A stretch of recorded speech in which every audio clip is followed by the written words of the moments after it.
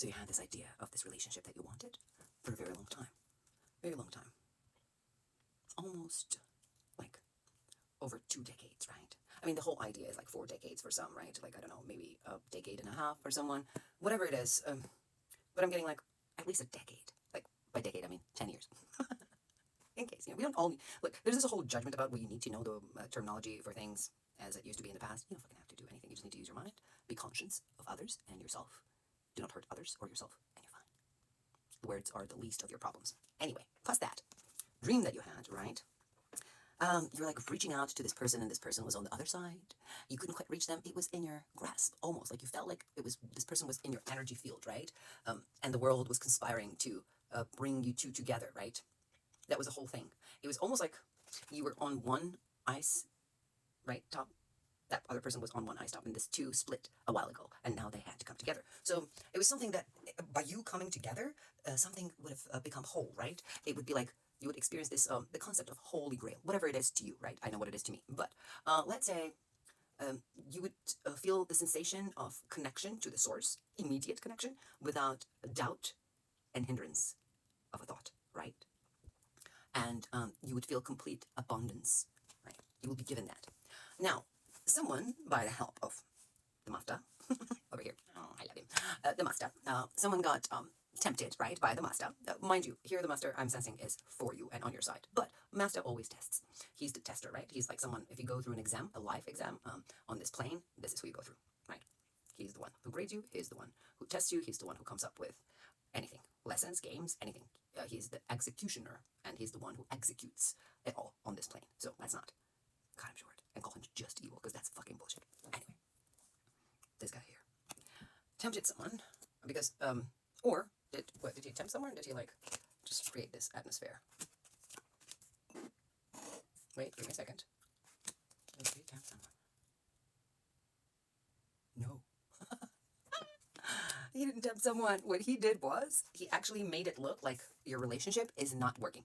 Okay, I have to shove that in there. For those of you who are being abused in your relationship, right? Misused, verbally abused, mentally abused, physically abused, that's not the test. You need to get the fuck out. Now, this is tiny little conflicts that are, making a fly look like an elephant, right? So that's kind of thing. Like, it's like, don't blow out a fly to be an elephant, however the fuck you want to say it. Basically, you take a tiny little problem and turn it enormous. This is what's happening here, right? You might have like tiny little problems, but they're teaching you something. So basically what the master here is showing you, he's showing you that your relationship is imperfect, right? And then obviously you're going to feel sadness and despair, right? And then he wants to know where you're going to go from it, right? So that's the test. And where you're going from it actually is you're going away. You're like, bye. You might not actually physically go away, but you're literally living, like you're disconnecting your cords, like your chakras, right? Because when we're with someone, we're actually cording into them with our energy points, right? We're cording into them. We're connected.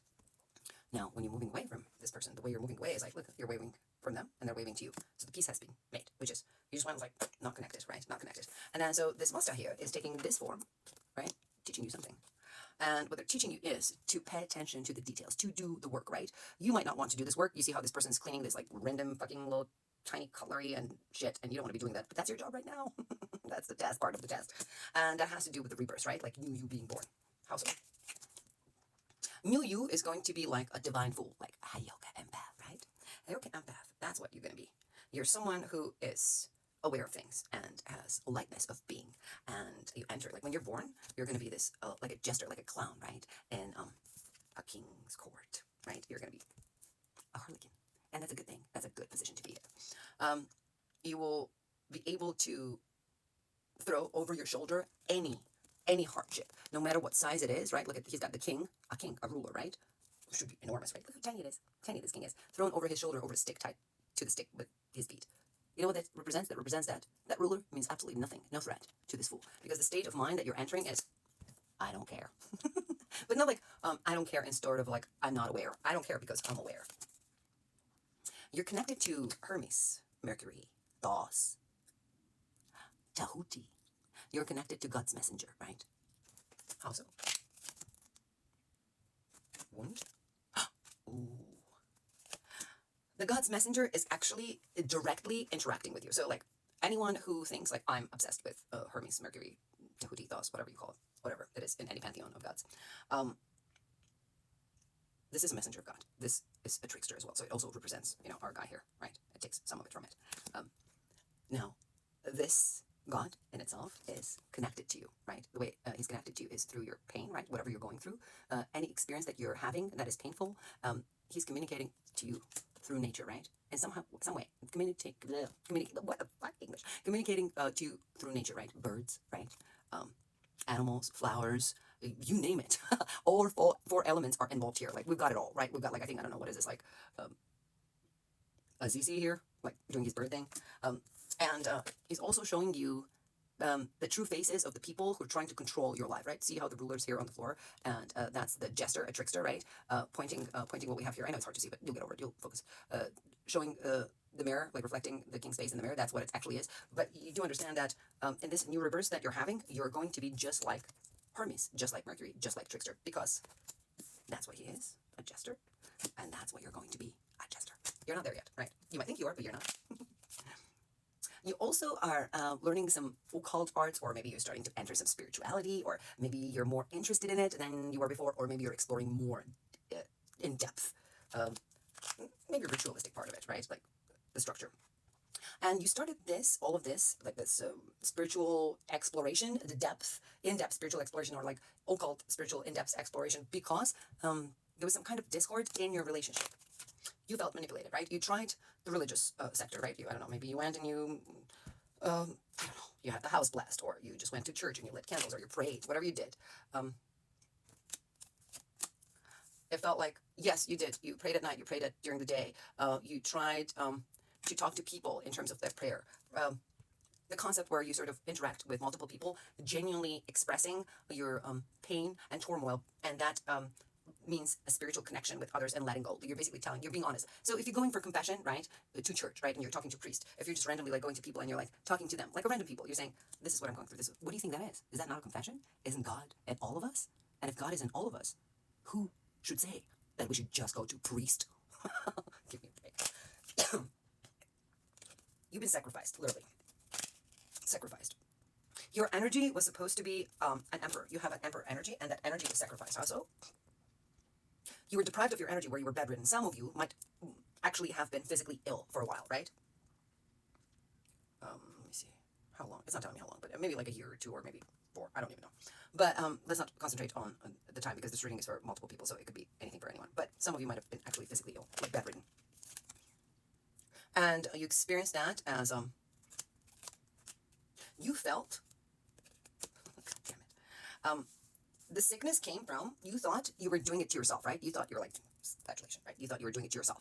You thought it was, maybe you were drinking too much, maybe you were smoking too much, maybe you were like staying up too late, or maybe you were doing something too much, whatever the hell you were doing, thinking, overthinking, whatever you were doing, right?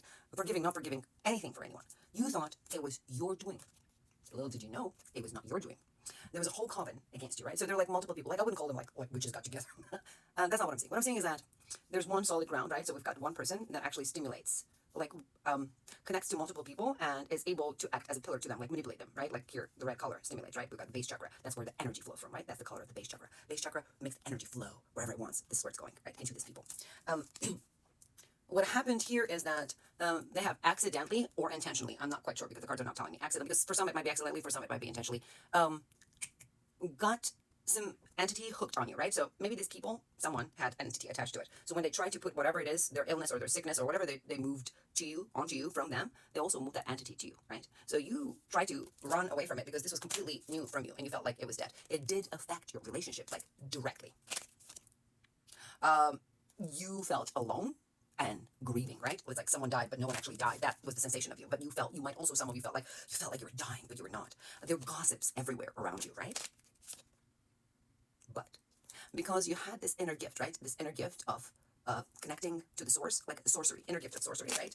Maybe you'd cook some meal and that would have magic in it, right? Maybe you're a kitchen witch. Maybe you're a garden witch. Maybe you garden and something will change. Or maybe you actually do the rituals, right? And some of you would recuperate and rest. So we're talking here to people, I know for sure, who have a gift. And you finally got attention of justice, right? You got someone, you called upon justice. And presently, the person, I know you don't know it yet because cards are not showing me that you know it yet because you haven't heard it yet. But the people or the person that has done to you the harm is being punished by the higher forces. This is not a joke. This is the truth. I'm not kidding you.